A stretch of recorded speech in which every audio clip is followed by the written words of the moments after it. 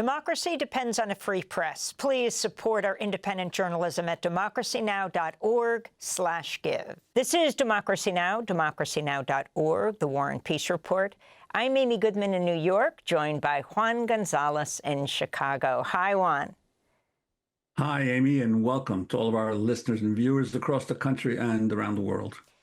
We begin today's show looking at the case of Jeanette Vizguerra, a well-known immigrant rights activist, mother of four, detained in Denver in March. She's being jailed at the Aurora ICE Processing Center, operated by the private prison company Geo Group in Colorado. In 2009, Jeanette Vizguerra successfully fought deportation following a routine traffic stop.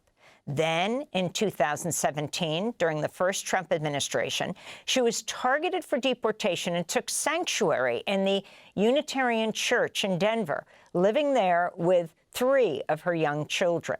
She received a stay of removal, but then, upon its expiration in 2019, returned to sanctuary. She received additional deportation stays during the Biden administration, but those eventually expired. Her lawyers allege that Jeanette was detained in March in retaliation for speech that's protected under the First Amendment. Jeanette Vizguerra is a longtime activist who worked as an SEIU labor organizer, volunteered with the Colorado Immigrant Rights Coalition and the American Friends Service Committee, AFSC, and founded the activist organizations Dreamers Mothers in Action, Colorado, Abolish ICE Denver, and Sanctuary for All. In 2017, during the first Trump administration, I visited Jeanette Vizguerra at the First Unitarian Society Church in Denver, where she sought sanctuary, and talked to her. Are you prepared for ICE to come in at any time? Sí, tenemos un plan interno aquí en la iglesia y no solo en esta iglesia. Yes, we have an internal plan here at the church, and not only at this church, also at the church where Ingrid is, who is at the other church in Mountain View. She has been in sanctuary for over 3 months. Both churches are part of the Metro Denver Sanctuary Coalition, and each church has its own emergency plan. I am also prepared.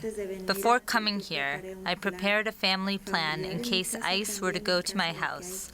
Part of the plan with my children was that one of them would be filming and the other one would be calling people from a list that I gave them. And here, we have a similar plan. So I am prepared, and so are the people here. We hope that Donald Trump will respect these spaces.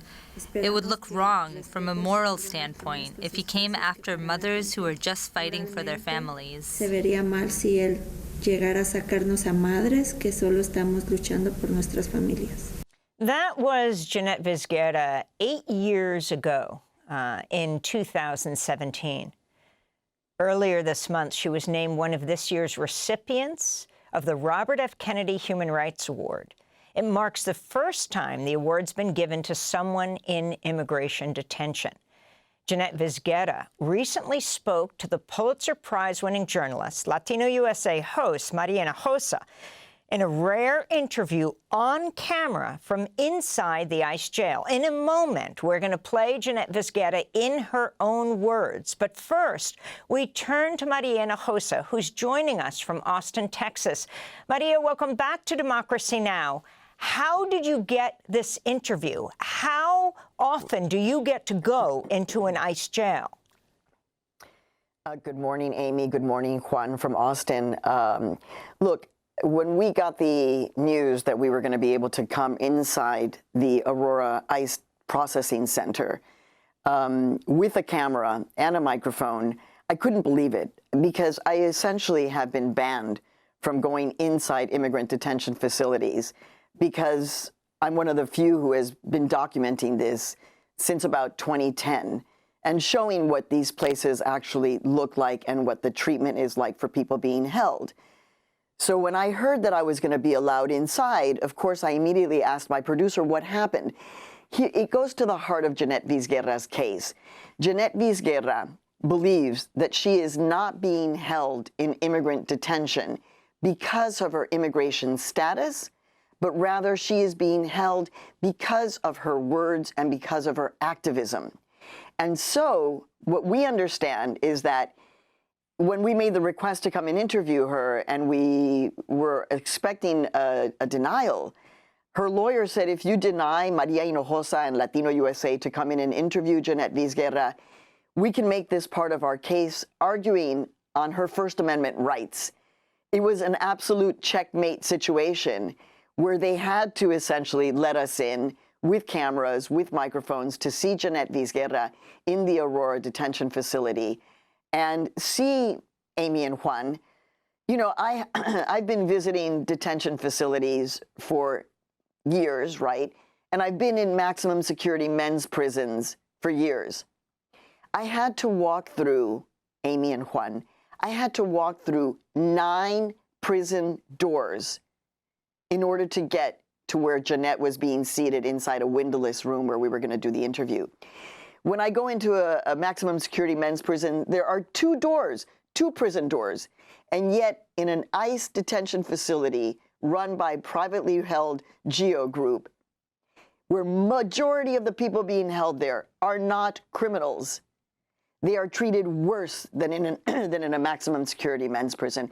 It was shocking, but I will say that Jeanette Vizguerra, though she is sick, she told us she has a stomach virus. She says many people are sick inside the detention facility. She appeared firm in our interview that lasted 1 hour.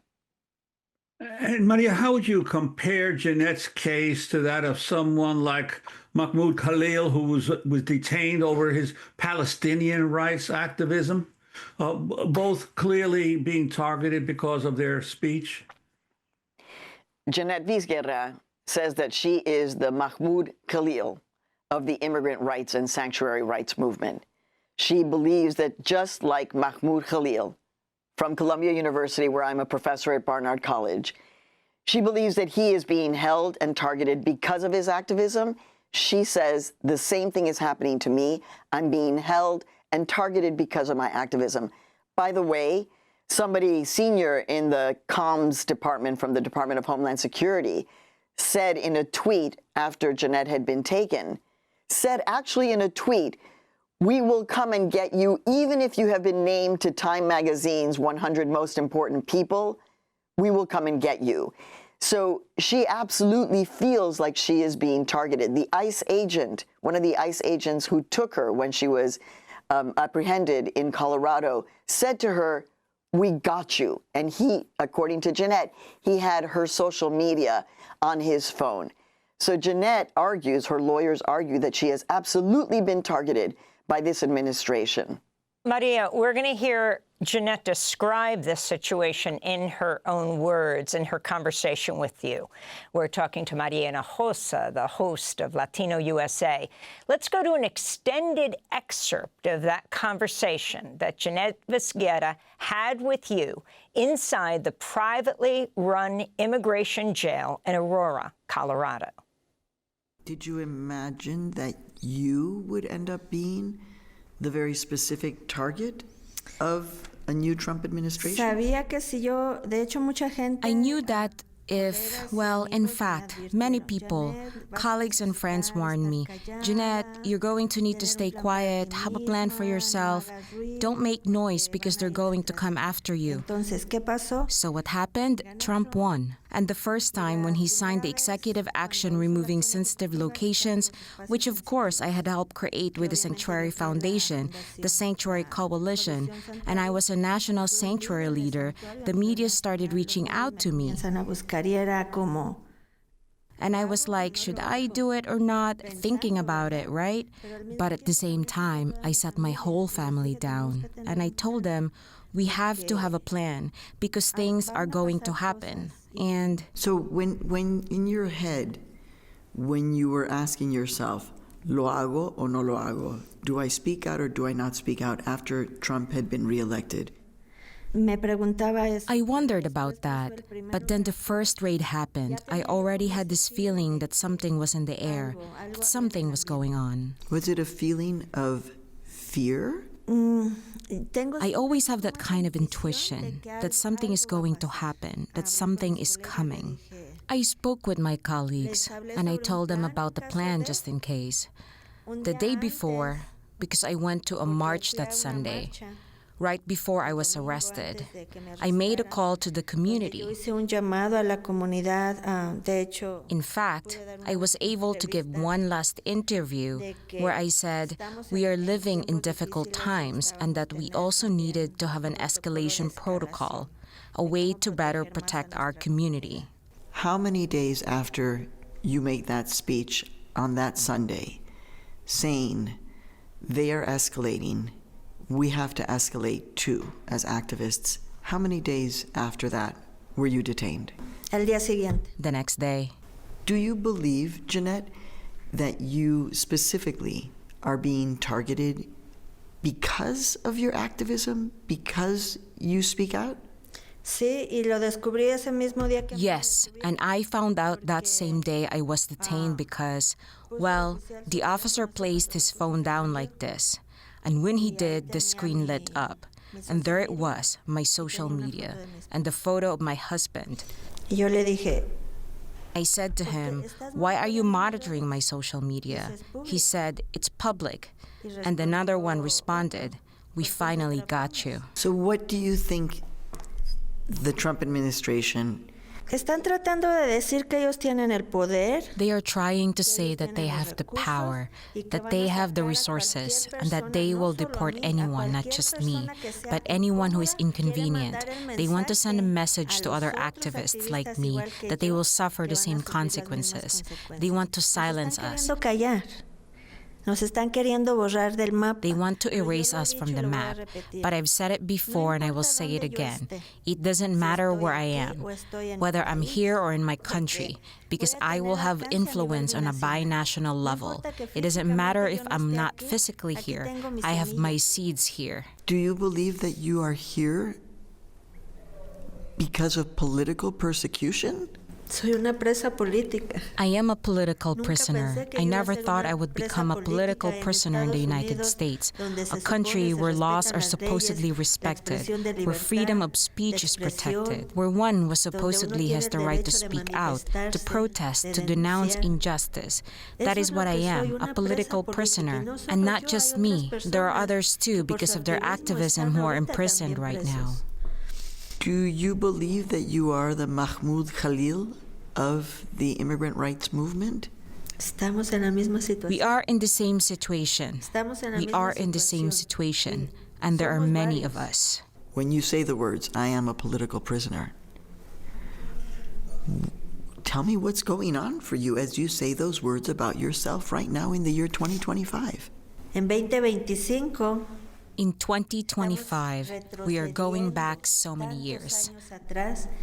Like I say, we're heading toward a dictatorship because they want to silence those of us who are raising our voices, those of us who are revolutionizing movements. You say that you are here because you're fighting for your First Amendment right. You say that you won't be quiet, no matter where you are, what country or what place that you're being detained. So in fact, what is your message to the world right now? My message to everyone who might watch this interview is that no leader who's making change will have a life free of suffering. All leaders suffer. All leaders face attempts to be silenced. All leaders face efforts to make us disappear. But thanks to everything we do, we achieve enormous change out there. And right now, the message to the community is, the people save the people. If you remain silent, we will not have change. That's Jeanette Vizguerra speaking to Latino USA host Maria Hosa. They are inside an ICE jail in Aurora, Colorado, run by Geo Group. Maria Hosa is still with us, speaking to us from Austin, Texas. Maria, she talks about all leaders suffer. In fact, in the rest of the interview, and we'll link to it at democracynow.org that you've posted on YouTube on video, and we'll link to your Latino USA piece for radio. In the rest of it, she breaks down. Jeanette breaks down as she talks about her 4 children, her seeds. Can you talk about her strength and what she faces? You know, Amy, it was really something to witness being inside the detention center. I actually call them detention camps. Center is just too neutral of a word. And to realize that even inside the detention facility, Jeanette continues to be an organizer. So people are coming to her and they're asking her, what should I do if I'm sick? How, can I get in touch with this person, make a call? She told me that the phones oftentimes are simply not working, which is extraordinary for people being held and not having access to phones. So inside the detention camp, she is still helping people. And Jeanette is a consummate organizer and an activist. And journalists like us who do these interviews, we understand the amount of work it takes to be an activist and an organizer. It's not simple. And so oftentimes in the interview, when I would ask Jeanette about her personal feelings, she would start talking about other people who were in a difficult situation, other people who she's helped. And Amy and Juan, I had to kind of ask her more than once to talk about herself. How does she feel being held away from her 4 children, 3 of whom were born in the United States? How does she feel emotionally? And at the end of the interview, Amy, Jeanette did something which she rarely does. She does not like to show this part of herself, but she cried. And she told me that it is incredibly lonely to be inside and to have all of this pressure and to know that the whole world is watching her. But we were able to see a moment of vulnerability because al final de cuentas, ultimately, Jeanette Vizguerra is a mom who is an activist and who lives in Colorado for 30 years. So she's a human being, and that was part of our intention, was to hear from Jeanette and see her not just as a political prisoner, but as a mom and as a human being. And Maria, I wanted to ask you about the broader issue of the last few months as immigration raids have been going on, especially agents of ICE picking people up in outside of courthouses and in various cities, and the advertising campaign that Homeland Security has been mounting, urging undocumented immigrants to self-deport. Juan, I look at my Instagram feed, and first thing in the morning, of course, and what do you see? You see stories about a baby, a 4-year-old, who could be dead in a matter of days if she's removed from this country. You see the story of a high schooler, I believe his name is Dylan, who went in, was following the law and the process legally, and then is taken right outside of a courthouse in New York City. You see the stories of men who are climbing, undocumented immigrants who are climbing trees in order to escape ICE, who are fully in almost military garb, covering their faces. What are we supposed to call this when you have masked agents with no identification taking people off streets and farms and corners and courthouses? The question is, for those people who voted for Donald Trump, are you satisfied? Does this make you feel like we are a better country because you're seeing this? This is not sustainable. And what Jeanette told me, and kind of the new movement in terms of the sanctuary movement, which I've been covering since the 1980s, the new movement, the sanctuary movement, is not behind closed doors in a church. The new movement, the sanctuary movement, is people of conscience with American citizenship who can go and take the sanctuary movement to the streets. And this is where our country is going, Juan. It is a very desperate place, but then you see people like Jeanette Vizguerra, who she's holding her head high, even though she is in a very, very challenging situation in this ICE detention camp. And I wanted to ask you about, related news, reports emerging of Trump's so-called border czar, Tom Hman, earning at least $5,000 in fees for his consulting work for the private prison company GEO Group, which operates at least 16 jails or detention centers nationwide, a key contractor in carrying out Trump's mass deportations. Hman has been at the head of Trump's raids, mass detention, deportation agenda, and was acting director of ICE in the first Trump administration. And yes, Jeanette Vizguerra is being held in a GEO Group jail. And Maria. Tom Hman also served under Barack Obama. So Tom Hman has been around for a long time. You know, I think that people who watch and listen to Democracy Now! Are clear about the fact that you have privately run prisons. So you have a private prison industry that runs prisons and now actually is making their money, millions upon millions of dollars, by keeping people in a detention bed. That is how they make their profit. And if mass incarceration, because of activists, has decreased a little bit, mass detention is on the rise. The money that is going to be made by GEO, by CoreCivic, which used to be known as Corrections Corporation of America, they don't want people to know that they are in the business of detention, so they just got rid of that name and call themselves CoreCivic. The American people need to understand that profit is being made by keeping a person in a detention bed. And how do they feel about this? And again, not just Tom Hman, but thousands of people are making money, making big bucks off of this. And this is totally distressing.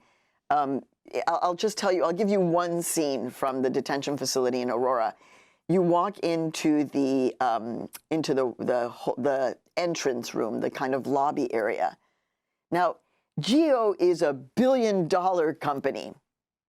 You should have seen the pictures that they had on the wall in the little lobby area, trying to show that they are a great facility. You would expect from a multi-million-dollar corporation that they would have the best photographs about the best treatment that they're offering. It was disgusting.